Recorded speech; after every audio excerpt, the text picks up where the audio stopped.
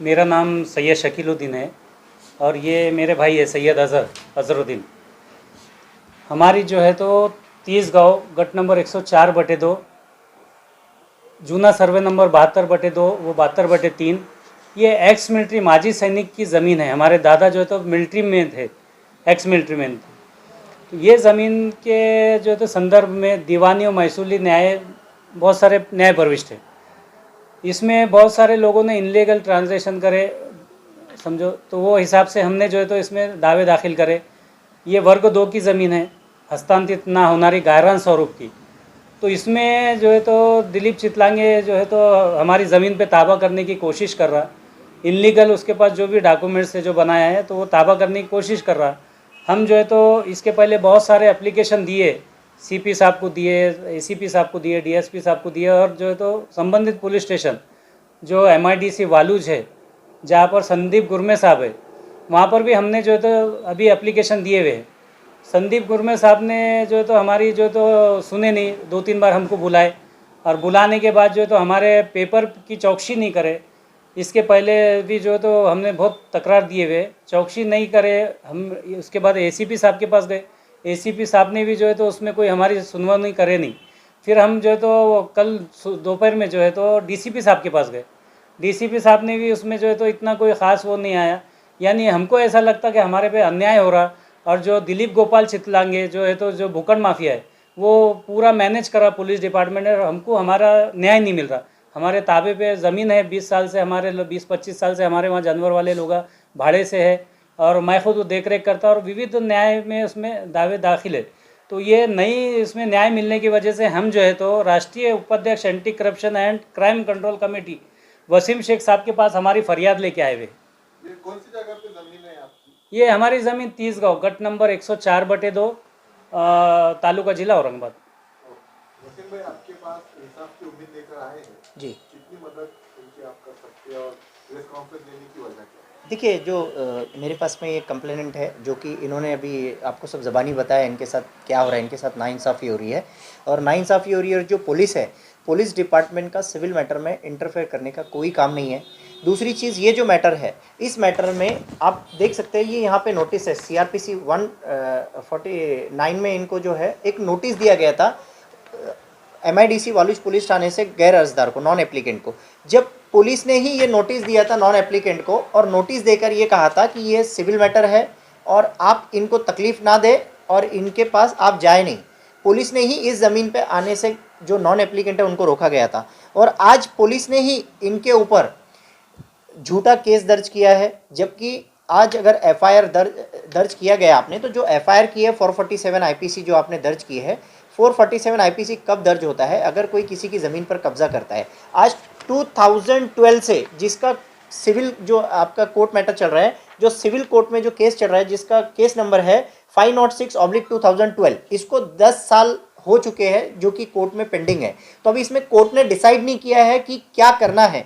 तो जब तक अभी कोर्ट डिसाइड नहीं करता तब तक वो जो चीज़ जैसी है वो वैसी रहनी चाहिए। और पुलिस को कोई अधिकार नहीं है कि अगर कोर्ट मैटर चल रहा हो, अभी कोर्ट ने ही उसमें निर्णय नहीं लिया है, कोई फैसला नहीं लिया है, कोई जजमेंट पास नहीं किया है, तो पुलिस का ये अधिकार नहीं है कि पुलिस जाके उनको कहे कि आप ये पोजीशन हटा दो, आप ये शेड निकाल दो। और एक टेक्निकल केस, झूठा केस जो इन्होंने दर्ज किया है 447 का, तो अगर ये इन्होंने अतिक्रमण किया है, तो ये आपने ये जो CRPC 149 की नोटिस जो दिया था नॉन एप्लीकेंट को, तो ये नॉन एप्लीकेंट को आपने जब इनका पोजीशन नहीं था तो उनको पाबंद क्यों किया था इस ज़मीन पर आने से?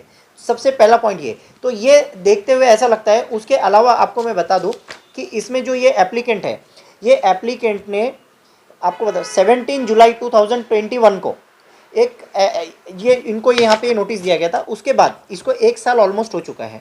उसके बाद आपको बता दूं, यहाँ पे 16 दिसंबर 2022 को यहाँ पे असिस्टेंट कमिश्नर ऑफ पुलिस छावनी इनको कंप्लेन की गई थी।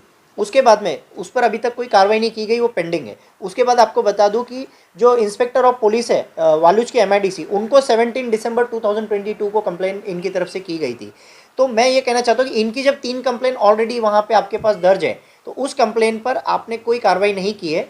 और जब नॉन एप्लीकेंट आपके पास आता है तो आप सडन एफआईआर दर्ज कर देते हो, वो भी सिविल मैटर में, कोर्ट मैटर में, nobody can interfere in court matter. तो ये पुलिस को क्या अधिकार है 448 इसको, और एफआईआर दर्ज की है आपने, ठीक है, वो एक आपका इन्वेस्टिगेशन का पार्ट है, आप इन्वेस्टिगेशन करो, इन्वेस्टिगेशन करके आप उसमें अगर ये गलत है तो आप उस पर कार्रवाई करो। लेकिन आप इनको पोजीशन हटाने के लिए कहा जा रहा है, पुलिस अपनी जो गाड़ी है वहाँ पे गाड़ी लेकर आ रही है, इनके जो लोग हैं वहाँ पे, इनके तबेले पे जो इनके वर्कर्स हैं उनको धमकाया जा रहा है, इनको डराया जा रहा।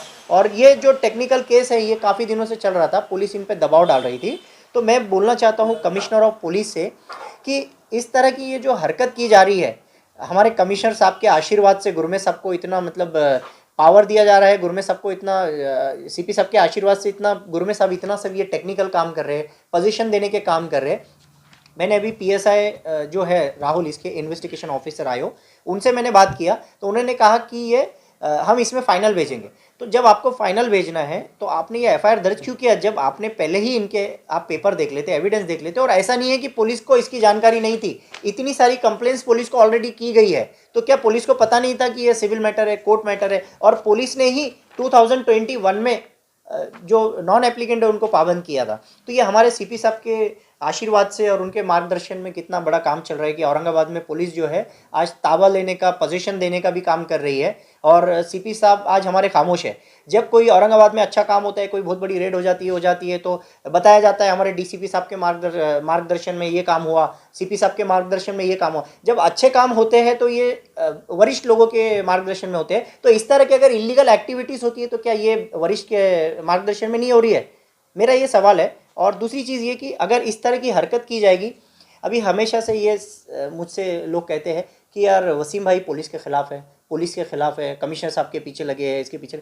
मैं किसी के पीछे नहीं रहता हूँ, मैं जो है गलत के पीछे होता हूँ। और इस तरह के लोग जो आज इंसाफ के लिए आ रहे हैं तो इनको सपोर्ट करना ये मेरा फ़र्ज़ है, मेरा काम है। मैं मिनिस्ट्री ऑफ होम अफेयर से जो अपॉइंट हुआ इसीलिए अपॉइंट हुआ हो कि इन लोगों को मैं इंसाफ दिलाऊँ। इस तरह की इलीगल एक्टिविटीज़ अगर पुलिस करती है तो इस पर कौन आवाज़ उठाएगा? ज़रूरी है कि मुझे उठाना पड़ेगा। मैंने इसमें जो है तो डीजीपी साहब को रिपोर्ट किया हूँ, inspector of police Sandeep gourmet उनके खिलाफ, और मैंने जो वहाँ के राहुल पीएसआई राहुल है समथिंग कुछ, उनके खिलाफ भी मैंने कार्रवाई किया हूँ। और इसमें अगर इसमें जल्द से जल्द कुछ एक्शन नहीं लिया जाता, वो जो केस किया गया है अगर उसको बी फाइनल नहीं किया जाता और अगर इनको परेशान किया जाता है पोजीशन देने के लिए और ये सब के लिए, तो मैं जल्द से जल्द सीपी साहब, डेप्यूटी कमिश्नर जोन 1 साहब, assistant commissioner of police pi gourmet साहब और पीएसआई, इनके खिलाफ मैं एक हाईकोर्ट में रिट पिटीशन दाखिल करूंगा कि ये इस तरह की हरकत की जा रही है और कि ये पुलिस का सबसे बड़ा एविडेंस है।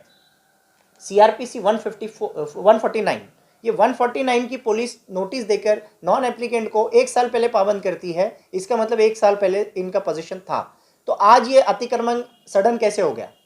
तो ये चीज़ देखना ज़रूरी है पुलिस को। ऐसे ही किसी पर टेक्निकल एफआईआर दर्ज कर देना, ठीक है, आपने एफआईआर दर्ज की, वो आपके राइट्स है। सीआरपीसी 154 में आपके फर्स्ट इन्फॉर्मेशन रिपोर्ट आपको दर्ज करना वो आपके राइट्स है। लेकिन ये कोर्ट मैटर चल रहा है, सिविल मैटर चल रहा है, और ज़मीन पर आपने पंचनामा करना चाहिए, देखना चाहिए कि ये सही है गलत है। और बिना आप देखे किसी पर भी टेक्निकल, ठीक है आपने एफआईआर दर्ज की है, कोई बात नहीं, आप उसमें भी इन्वेस्टिगेशन करो, सही गलत आपके सामने। लेकिन आप इनको बार बार प्रेशर कर रहे हो, पुलिस इनको प्रेशर कर रही है कि ये आप पोजीशन खाली कर दो, आप ये शेड तोड़ दो, आप इनको ताबा दे दो, और नॉन एप्लीकेंट के साथ ज़मीन पर पुलिस आ रही है। इसकी क्या ज़रूरत है? इसकी क्या ज़रूरत है? नॉन एप्लीकेंट के साथ, जो कि एफआईआर जिसने किया है, जो अर्जदार है, उनके साथ ज़मीन पर पुलिस कैसे आ सकती है? क्या अधिकार? वसीम सर, मेरा सवाल ये था 2021 में जब पुलिस ने नॉन एप्लीकेंट को जो पाबंद किया आपने बताया अभी, यस, अभी 2022 में वही पुलिस स्टेशन से वापस रिप्लाई आता है कि आप आपका पोजीशन वहां से हटा दीजिए, अतिक्रमण कर दे। वही तो बता रहा हूँ। पीछे रीजन क्या हो सकता है? रीज़न इसके पीछे ये है कि जो हमारे इंस्पेक्टर ऑफ पुलिस है, साफ जाहिर है कि उन्होंने पोजीशन देने का काम लिया है, पोजीशन देने का काम लिया है, इसलिए इनको पोजीशन हटाने के लिए प्रेशराइज कर रहे हैं। और पुलिस का काम नहीं है कि पोजीशन हटाए, ठीक है, अगर वो गैर कानूनी है, इलीगल है, तो आप उनको जो है तो कार्रवाई करो। लेकिन जो कोर्ट मैटर चल रहा है उसमें आप कैसे इंटरफेयर कर सकते हैं? एक जगह से वही पुलिस स्टेशन से पाबंद किया जाता है, दूसरी जगह से मतलब वही पुलिस स्टेशन से इनके ऊपर अतिक्रमण का दावा किया जाता है। यस, तो अभी इसमें आपका क्या रहेगा सर? इसका देखो अभी मैंने तो डीजीपी साहब को रिपोर्ट कर दिया हूँ, और मैं अभी इसमें हम लोग 2 डेज वेट करेंगे क्या होता है, और नहीं तो फिर हम लोग हाई कोर्ट में रिट पिटीशन कर देंगे। सीपी के ऊपर जो है तो आरोप लगाया है कि उनके आशीर्वाद से ये सब बिल्कुल चल रहा है। तो सीपी के ऊपर पालक मंत्री रहता है, Yes. तो क्या आप देखिए मैं एक मिनट, मैंने देखिए सीपी साहब पे देखिए जो नहीं, मैं जो है किसी से मुलाकात करके नहीं, मैं जो काम करता हूँ पेपर वर्क पे करता हूँ, पेपर वर्क पे ही मेरा काम होगा। और दूसरी चीज़ ये है कि सीपी साहब के ऊपर जो मैं आरोप लगा रहा हूँ, ये मेरा आरोप नहीं है, ये ऑथेंटिक है। क्योंकि मैं आपको बता दूँ, औरंगाबाद में आज आप देख रहे हैं कि जो 420 के केसेस है 420 के, वो पीआई के पावर्स होते हैं, इंस्पेक्टर के पावर होते हैं 420 का गुना दाखिल करने।